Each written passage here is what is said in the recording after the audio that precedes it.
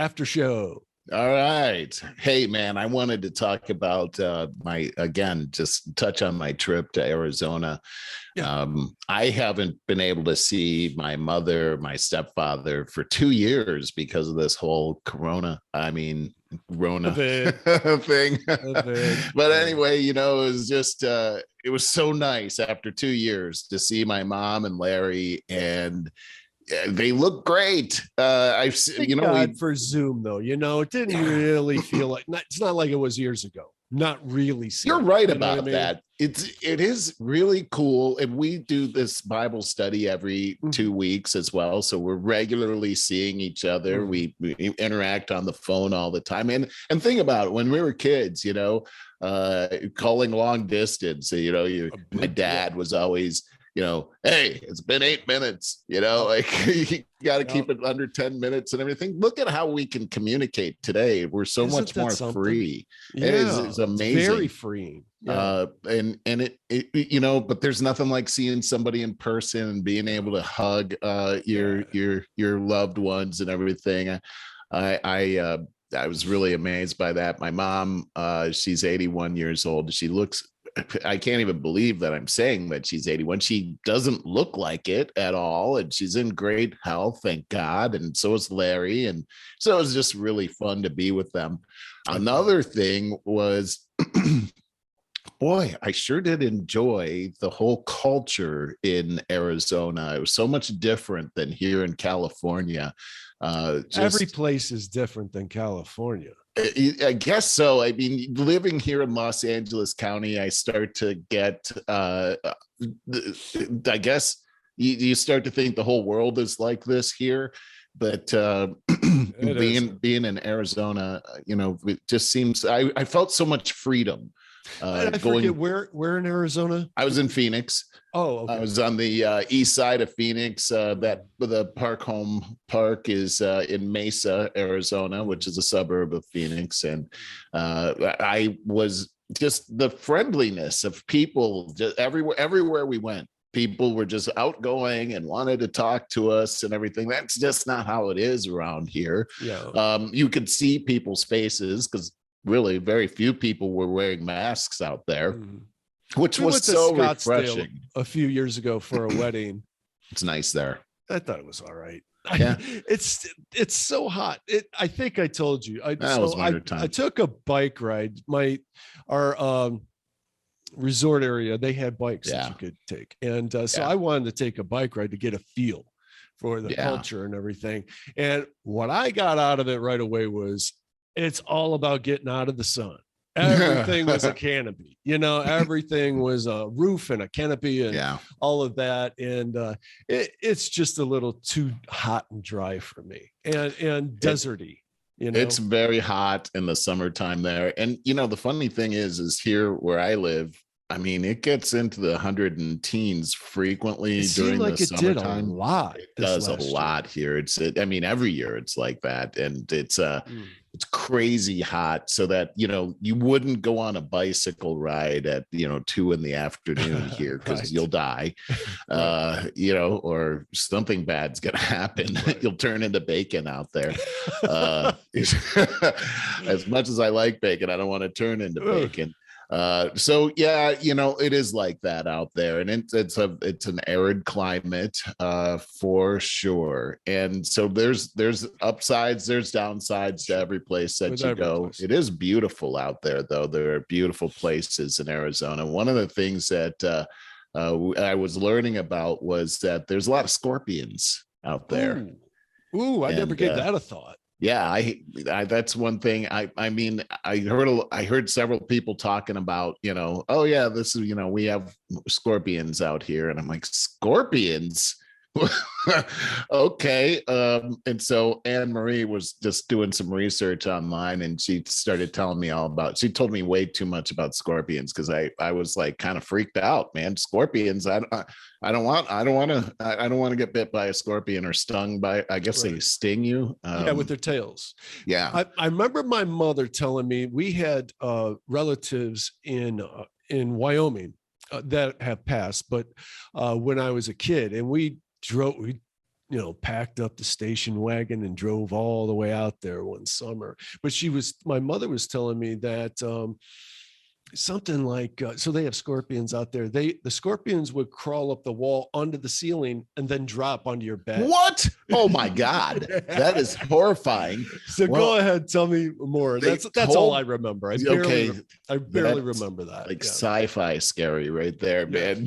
I can just imagine like you're hey, what's up underneath these, and a bunch of scorpions fall on your head. And I don't want that. But are they fatal? Okay, so most of them are not. Apparently, there's one called the bark scorpion that could be fatal. It is a dose of poison that comes into you, but rarely are they fatal. I read that since 1968, 2 people in Arizona have died from the bark scorpion. So yeah, okay. So it's not I guess it's not something that happens that frequently, right. But that's still, you don't want, it's just like being stung by a bee. You don't want to be stung. No, like, that's I think it's a lot worse. It's like when we were kids, back to talking like in the last show, all the things that we thought were true. Like what would kill you? Black widow spiders, scorpion, rattlesnake.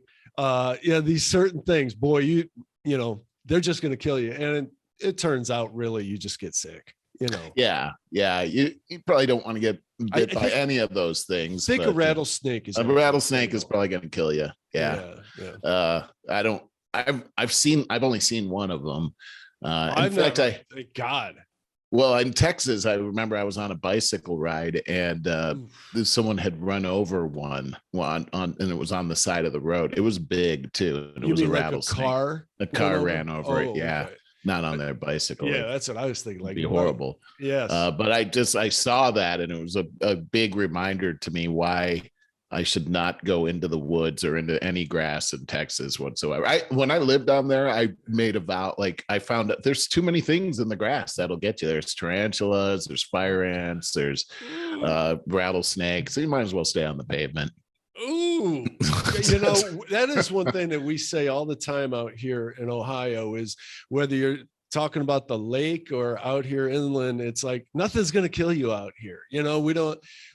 We're not the Great Plains with the tornadoes, Kentucky there. Right. And we don't have things in the lake and on the ground that are going to kill you. I mean, no kidding. Really nice. That part's really nice. We just have horrible winters that can kill you. Well, you're right. That you just reminded me, Anne Marie and I, when we got married, one of the things we did for a honeymoon was we went tubing down the Guadalupe. Now there's a river called the Guadalupe. Never heard of it. And it was a beautiful river, and you get on these Texas. We got married in Texas, and this is like north of San Antonio. It's very popular in the summertime. People get in these inner tubes. You rent these inner tubes, and you get into them, and the river just kind of carries you miles down this very cool river that's on either side of the river. It's like a tree canopy the whole time, and it's very nice. And people will rent an inner tube that you can put beverages into. So as you're going down the river, you're drinking your favorite beverage. And so that's what we did. It was really fun, and it was very refreshing and beautiful, actually. I bet it was. But after this event, she tells me about a friend of hers that was on the same river and decided there were several places where we went where people were standing on rocks and jumping into the river and everything. So I guess an acquaintance of hers jumped in and hit the bottom with his feet, and his foot went into a water moccasin nest. And he got bit, and it killed him. Really? Yeah. And I was like, and we tubed down that river. But that reminds me of years ago, I saw a documentary on the Colorado River and people rafting down that. I've done that. Have you? That looked like the most beautiful thing in the world. Absolutely beautiful. Yeah. So on an anniversary, I think it was early in our marriage, and Scott and Karen, my brother and sister-in-law, My anniversary is September 1st, and theirs is September 3rd. And so we got together for one of our anniversaries to go whitewater rafting down the Colorado. And this was, I was so excited, but I found out the hard way that that's the wrong time of the year to go whitewater rafting on the Colorado, because probably spring would be. Well, you're right, because that's when all the snow melt creates these amazing rapids. But in the fall, were you walking your raft the whole time? We actually got stuck on rocks. Like, come on, let's get this thing moving, man. It was like, oh, I can't even believe this. It was still beautiful, but I mean, there were no real rapids that we got to go down, which was a big disappointment. But it is what it is. We learned the hard way. Colorado. It's a beautiful state. Yeah, it really is. But yeah, if you get a chance, you gotta do that to get whitewater. Have you been whitewater rafting? Several times when I was a kid, like in West Virginia. Pennsylvania. Yeah. I did the West. I think it was the New River in West Virginia. I went down, but some really parts of it were actually scary. Yeah. Well, same. I mean, you do think about death and drowning on some of those rapids, and plus you're in really you're in like the backwoods, man. Like if something happens to you there, no one's gonna know, right? For those guides, which I don't know, all of them look like ZZ Top. Yeah, and that's coming, back then I was coming off the heels of the movie The Deliverance. Right. Oh man, that movie was so disturbing and so real. It was like you felt like you're out there with those guys. I think they did a bad thing for any banjo manufacturer. I think we talked about that before. Yeah, sales plummeted. No one bought a banjo for a long time after that. Shortly after that podcast, and that was maybe 2 months ago, we talked about that, and I said to you, do you play chords on a banjo? Because I always hated the instrument. It's just like bing, bing, bing, bing, bing. I don't think you do. Shortly thereafter, I saw somebody that I forget where, but a really good banjo player, and he's playing chords and everything. Really? And I got to tell you, it sounded really good. I don't remember who that was, but just so you know, it was like, oh, we were just talking about that.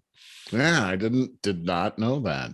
I didn't. Just a little another current event here I thought was interesting. Elon Musk says the Neuralink could start implanting chips in humans in 2022. Yikes. Which is a month from now. People with severe spinal injuries would get the tech that the billionaire says would help them walk again. So I know we think Neuralink and we're like, here we go. We're going to become cyborgs next year. But that's how it's going to start. I mean, just think about it. If you're paralyzed and this thing can help you walk again, that's something super, super amazing. Just in other things, I didn't save the links, but I saw yesterday that the Mars rover found a rock with carbon in it. And how did they title it? But organic matter, organic something. So it sounded like life. And it's like, no. The carbon is one of the key ingredients that supports life. So it's a step towards that. It's like, wow, okay, well, we may be, since it's in this bed that used to be a lake and a river, they're just kind of getting more and more excited that they could find some kind of like single cell organism, remnants, a fossil or something of remnants of life. So I thought that was very interesting. Yeah, I've seen, even there was one thing I saw where they were like, they found signs of water in this Mars Grand Canyon thing that was out there. They're finding all kinds of interesting things on Mars. A week or two ago, on the moon, there's some Chinese rover on the moon, and I don't know if you saw it, like a week or two ago was this blurry picture of what is this cube looking thing out on the horizon on the dark side of the moon, and this rover is supposed to go check it out. I'm going to try to Google that now because I never heard a follow-up to that. And I'm sure it was just a rock. Because, you know, it's one of those typical grainy photos of like the Bigfoot stuff. Yeah. Here's, I know we talked about this before, but it just really irritates me.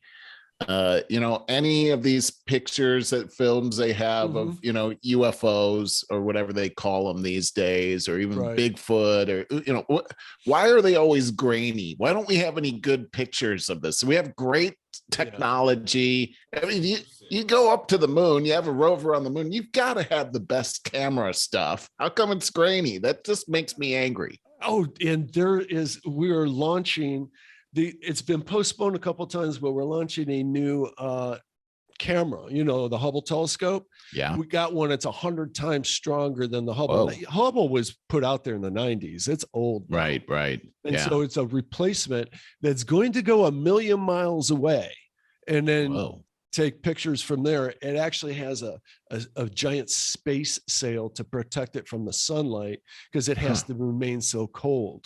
And it's gold plated.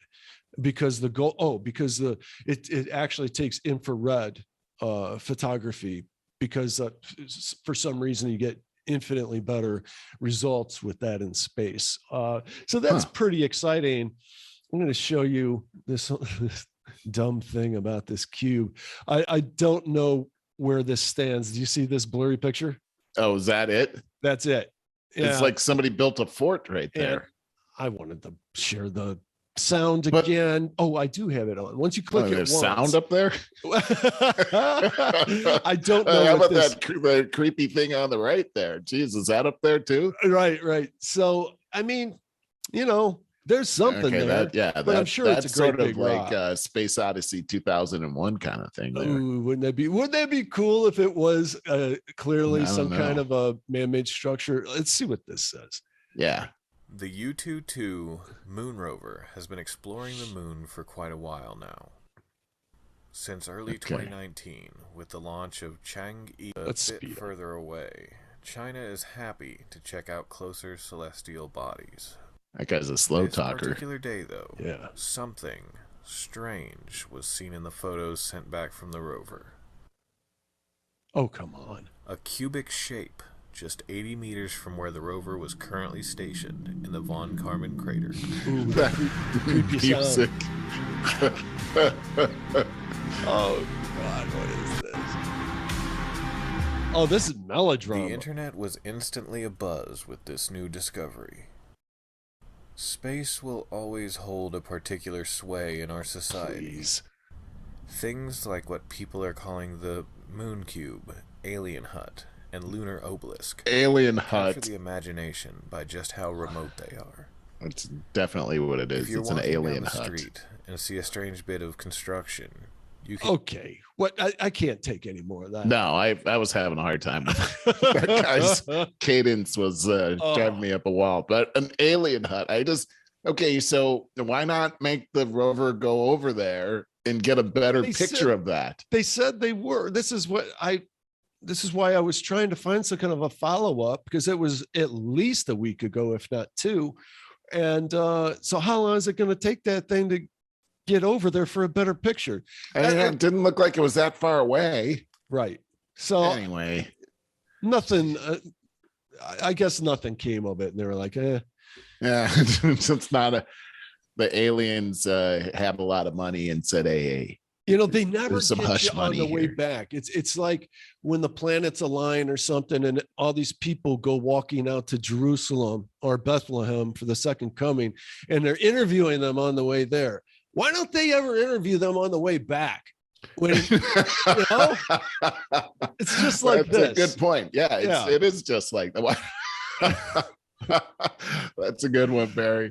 Hey, I wanted to go back to your Elon Musk thing. There's there's an article here. This is in the Epic Times. U.S. blacklists dozens of Chinese biotech firms that aid military, including for brain control weaponry. I'm not going to go into the article or anything, but apparently that's something that these companies in China have been working on. I don't doubt that one bit. Yeah, and so we're working on it too. Trust me, we have to be. But again, we're blacklisting them because obviously we don't want to aid and abet them in development of these types of technologies. But just like you said, hey, these things can be used for good. I think Elon Musk, is it Alzheimer's that he's working on with that whole thing? That is, which is a terrible, terrible thing that happens to people. It's sick. It's just evil. It's right out of hell. It's the spouses that I feel so bad for. That the wife or husband doesn't, can't remember them, and that they're. I know. It's the whole family. It's torture. It's just a terrible thing. It's torturous. It is, and just the horrifying as it's the onset of Alzheimer's for these people. They realize that this is happening to them, and they're just losing themselves. It's like they're being trapped in their own body. And what horrific! It's horrific. And so these things can be used for good, and as with anything scientific, the military gets a hold of these things and uses it to kill people with. And we were talking in the last show about these wars, and you brought up Jordan Peterson, and something I wanted to bring up was that I'm saying, I do believe that we're in World War III right now. It's very different than any other wars that we've ever fought. It's an unconventional warfare. And there are casualties. Casualties are happening all around us. And one of them was that I just saw recently, and I don't know if I brought this up on the last show. I don't think I did. Something I saw since then was that for the first time in America, we have surpassed 100,000 overdoses here in the United States this year. That is fentanyl. Dramatically up from 2015. We had 10,000 overdoses. So wow, that's this is it's an amazing statistic. Hearing about it. You brought up Dan the fireman and having to deal with suicides, which we know are dramatically up as well. And we brought up that the show that I was talking about with these that was following these people that were hooked on heroin and tried to get off, and then one woman died because her support dried up during this time we've been through here, and so these are the casualties that are happening. I had a cousin die the same way, and as you mentioned, what happens is that people get cleaned up, and then when they relapse, their body cannot handle what the amount that they used to do, and this fentanyl is just really deadly. They take the same amount and then OD. And I had a terrific cousin that I lost to that. Just 2 years ago. It's terrible. It's a terrible thing, but we live in a world that is changing all the time, and in our ideas and our views of how wars happen and what's happening in war is very different. One of the things that I'd been learning about is The Art of War by Sun Tzu, and one of the things that he talks about is, and this was written like a couple thousand years ago, is the best war to fight is one that you've already won before you engage in it. And this type of unconventional warfare prepares a country that's waging that kind of war, that once a conventional war starts, well, you've already done the damage that needs to be done. So these things can be much more quickly won, which is sort of a scary thing to think about as you take a look at the world today and the buildup that's happening on the Ukrainian border between Russia and the Ukraine. You're seeing what's happening with Taiwan right now and China. There are some pretty serious things that are looming on the horizon, and hopefully we don't go down that path. Well, I'll tell you what, I've been listening to some pundits talk about that, and there's no clear right or wrong answer. Do we get involved or don't we? And that's a tough one to debate right there. And I'm sure the coming weeks, people will pick a side and then war over that as if there is a clear-cut answer, but there's really not. But I don't know, China is a very looming threat, and I hope that we can control them. Well, you take a look at China, you look at Russia, look at Iran, look at North Korea. These are the bad guys out there from our point of view, for sure. And gosh, I just read this article. This is crazy stuff. North Koreans banned from celebrating birthdays to mark the anniversary of Kim Jong-il's death. He died? Well, Kim Jong-il is the father of the guy that Kim Jong-un, right? Yeah, okay, right. So December 7th. There was speculation that Kim Jong-un was very sick. There was. He's alive. They've seen him, but gosh, I'm looking at a picture of him right now. He does not look like the picture of health whatsoever. He never has, but he does look about 15 years older than the last time that I saw him. Baby Huey. Yeah, he's not looking good, but I just think probably his lifestyle is making him age pretty fast. As he starves his constituents. Oh, it's just terrible. Well, December 17th marks the 10 years since Kim Jong-il passed away, paving the way for his son, Kim Jong-un, to take over. And so to mark the occasion, the current leader has decreed that the nation will observe a period of mourning for 10 days. And so during that 10 days, citizens cannot drink alcohol, laugh, or engage in leisure activities. We're being told that from a resident from one of the border cities there who said this on Radio Free Asia. Of course, that guy can get killed for just saying that. Yeah. The citizen also says grocery shopping has been banned on the 17th. What is this? Today is the 17th. In the past, it is the quote, in the past, many people who were caught drinking or being intoxicated during the mourning period were arrested and treated as ideological criminals, then were taken away and never seen again. Oh, geez. Wow. It's hard for me to believe that a country like that still exists today. Well, and the fact is, it's a reminder. It is. It really is. And when you take a look at China, this is the largest population in the world. They have over 1.3 billion citizens of China. So still about a quarter. Well, I guess maybe less than a quarter, but they have the most people, that's for sure. Boy, there was an article that came out here that Apple gives $275 billion to China. Yeah.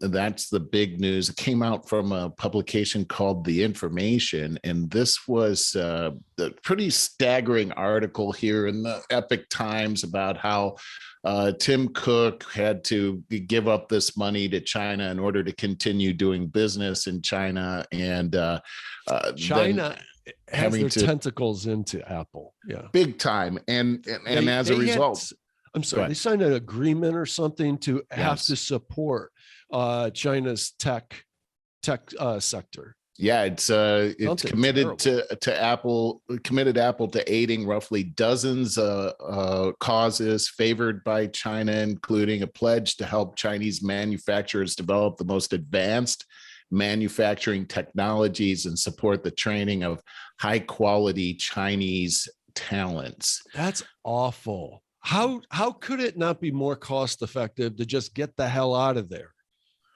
and come back to the US? I agree. And how could this even be a thing that is legal for us to do when you consider what's happening in China and what their aims are? Right. Let's see. Some of that money would go towards building new retail stores, research and development centers, and renewable energy projects.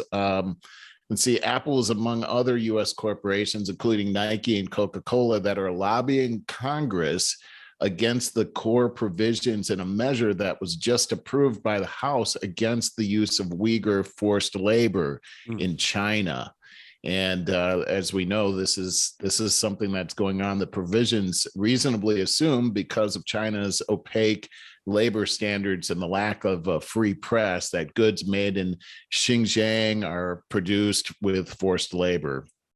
And but they're still going ahead with this whole thing. And it just, you know, when you take a look at this forced labor thing that's happening, it's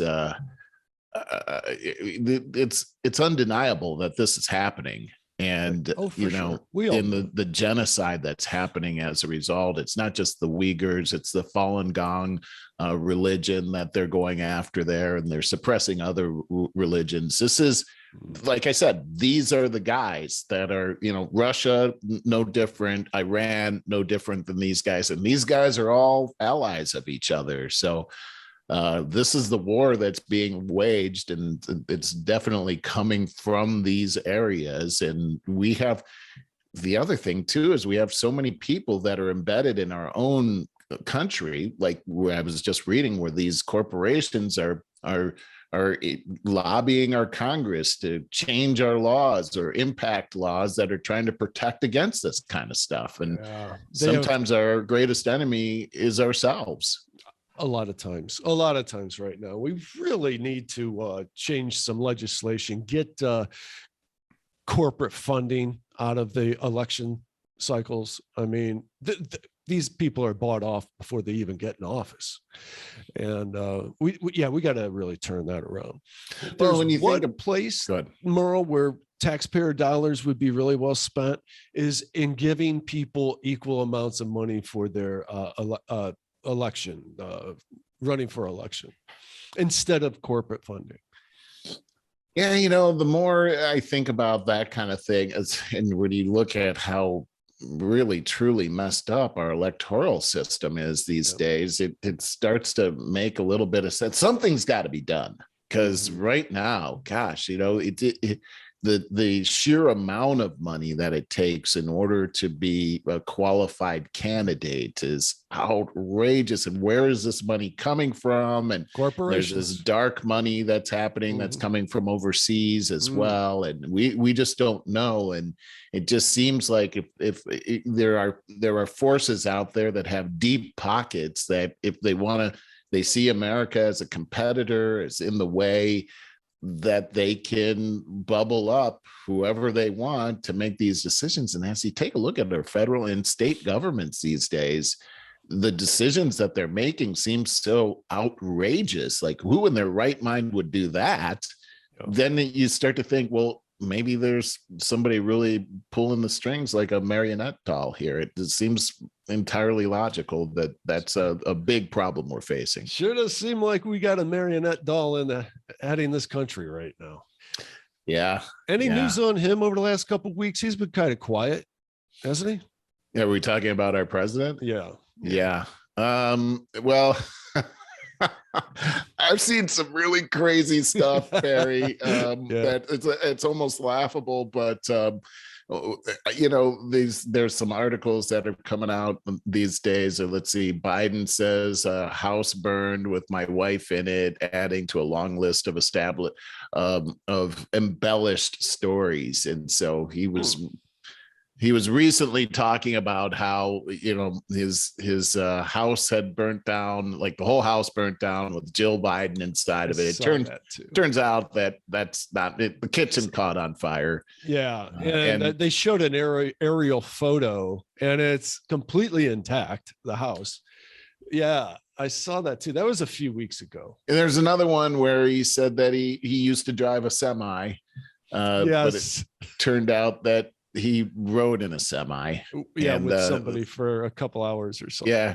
And then they said, well, he drove a bus. And so okay, maybe he drove a bus, I don't know, but he's never worked a real day in his life. Let's see what the daily if you look at some of these things that he's claimed, though. Let's see, last year he had to walk back claims that he was arrested in an apartheid era South Africa while trying to visit Nelson Mandela. That wasn't true.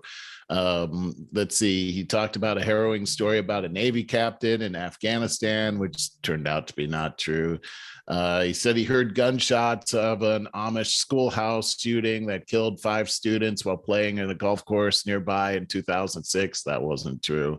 He said that a helicopter in Afghanistan was forced down by Al-Qaeda insurgents on the superhighway of terror that he was on. It was really a snowstorm that did that. I mean, the guy has got such a long history of telling these stories, but boy, I tell you, when I see him these days, Barry, he looks like these last, almost coming up almost a year, almost 11 months now, they have really aged him, and he was already pretty aged, but boy, he looks like he's his gait, the way he moves, he's not moving real well. He looks feeble. He looks feeble. Yeah, he really does. Yeah. Well, I hate to say, just pulling up the Daily Mail because I like to see the sensational crap that's going on. All they're talking about is the vid. Every freaking headline. And, I don't want to get into that, but it's the fear mongering that's going on. It's a really big deal. But you realize you keep people in fear, it's easy to control people. It is true. And you can see that that's happening. The Bible says that God doesn't give you a spirit of fear, but of power, love, and a sound mind. And when you read these stories and you look at it through that filter, you can kind of see where the origin of these things are coming from. And it's really, you were reading those things on the first show from Jordan Peterson. And when you listen to those things, they inspire power, love, and a sound mind. And, it just kind of goes to the state of really our media systems these days and where the origin of these types of, thought patterns are coming from. Another thing that's in the Bible is the battlefield's in your mind. That's where things are won or lost. And, you really keep these things in the front of your mind to realize what you should be focused on. And yeah, we have to understand it's not like we can't live in this reality. We have to live in reality and we have to know what's going on, but knowing where things are coming from gives us an advantage, and it gives us an advantage to really live the good life and live with joy in our lives as well. It is a battle. It's a battle. It's a balancing act, because you need to know enough of the negatives to know what to avoid, to pick your path. But you got to constantly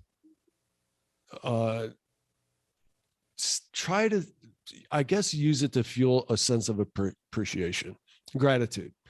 And that, boy, it's a slippery slope, especially when we're surrounded by all this negativity, to your point. Yeah, no kidding. Hey, I want to change the subject just a little bit as we have Christmas approaching and everything. And I wanted to ask you.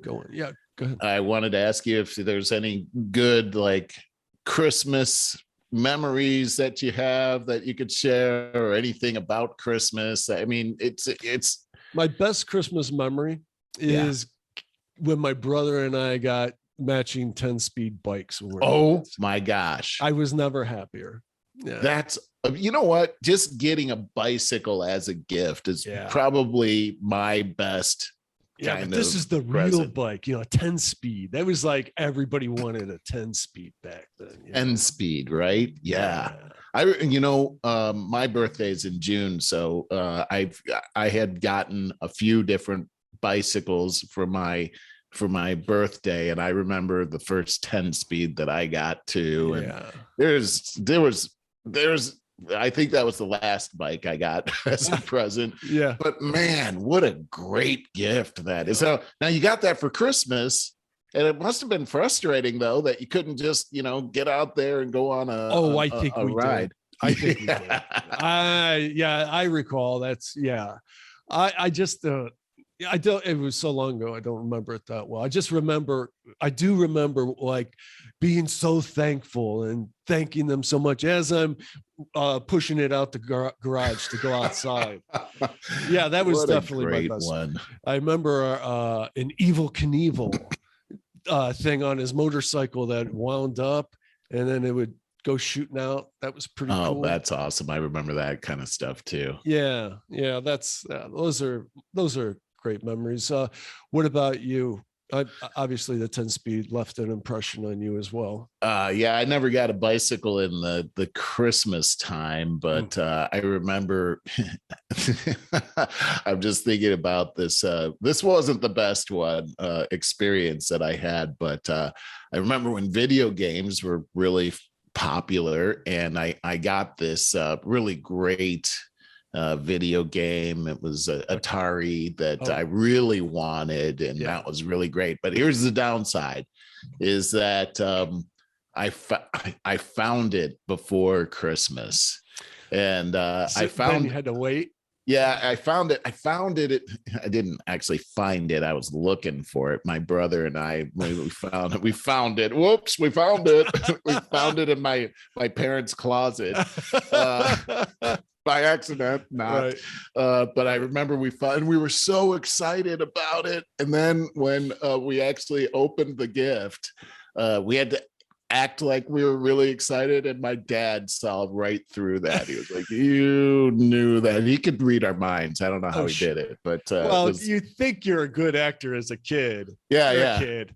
Yeah, you're a kid. Yeah. My parents, my dad in particular, used to say, Merle, you're a damn good actor. And I thought he was being honest. I thought I was going to be an actor when I grew up.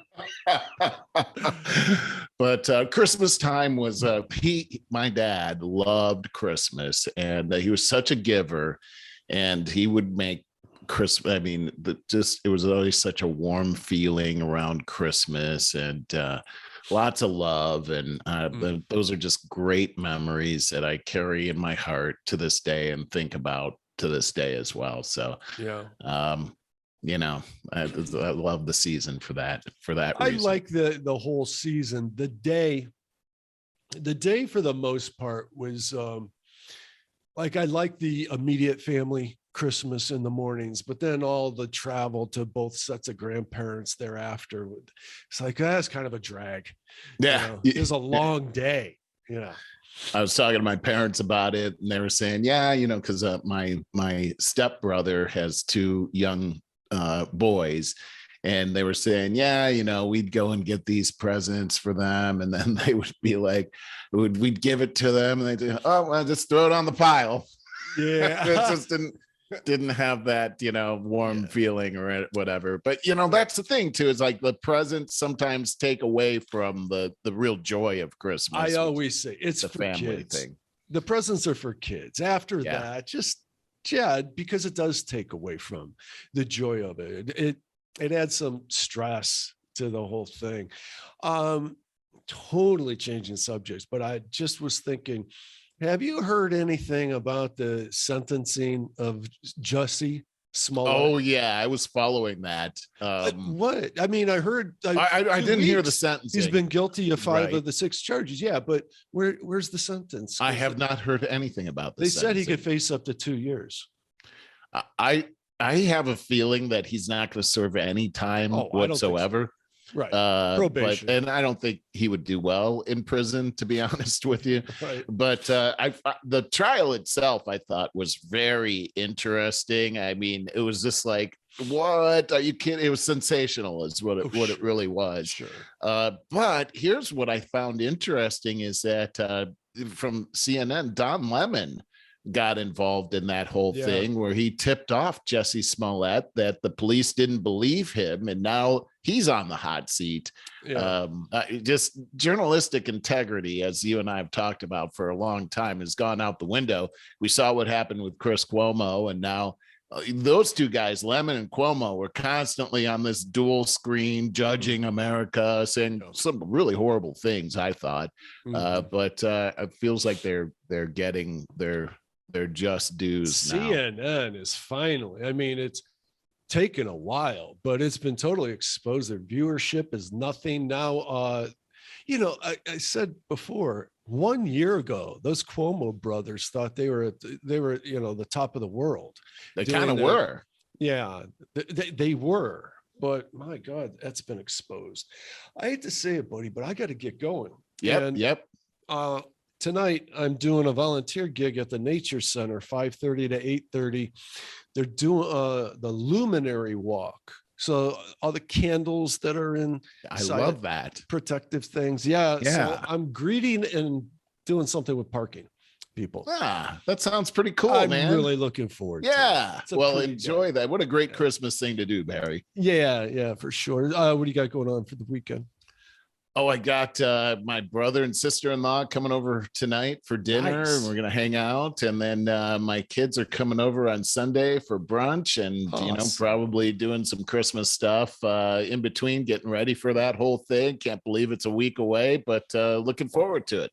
Oh, that sounds great. Yeah, now that you got me kind of the anxiety heightened a bit. I got to do something. Sorry about that. Yeah, I got to do something about getting ready for Christmas. All right, buddy. Been great podcast. Really enjoyed it. And hate to end, but gotta get going. Yep. All right. Enjoy the day. Happy Friday. Love you, bro. Bye. Love you too. Bye.